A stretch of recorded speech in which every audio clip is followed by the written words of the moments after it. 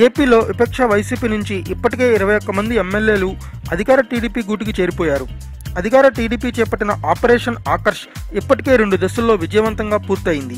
గతేడాది జనవరితో స్టార్ట్ అయిన ఈ ఆపరేషన్ ఆకర్ష్లో 2 ఫేజ్ల దెబ్బకు ఏకంగా 21 మంది ఎమ్మెల్యేలు టీడీపీలోకి వచ్చేశారు.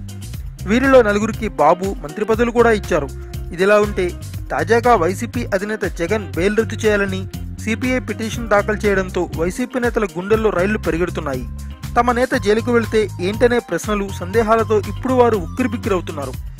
జగన్ జైలుకు వెళితే తమ ఫ్యూచర్ ఏంటని వైసీపీ ఎంపీలు, ఎమ్మెల్యేలు, ఇన్ఛార్జీలు తీవ్ర ఆందోళనలతో ఉన్నారని వైసీపీలోనే ఇంటర్నల్గా గుసగుసలు వినిపిస్తున్నాయి.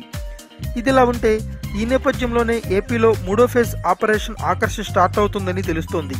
ఎన్నికలకు 2 ఏళ్ల సమయం ఉండడం, నాయకుడు జైలుకు వెళ్లడం వంటి వాటిని పరిశీలిస్తే పార్టీలో ఉండాలా లేక మారాలా, జగన్ తర్వాత పార్టీని సమర్థంగా నడిపించే వారెవరు అని ఇప్పుడు పార్టీలో గుసగుసలు వినిపిస్తున్నాయి. ఈ పరిస్థితి టీడీపీకి మరింత లాభిస్తుందని విశ్లేషకుల అభిప్రాయం. ఈ నేపథ్యంలోనే దాదాపు 10 నుంచి 15 మంది ఎమ్మెల్యేల వరకు టీడీపీలోకి జంప్ చేసే అంశంపై ఎవరి లెక్కలు వారు వేసుకుంటున్నారు.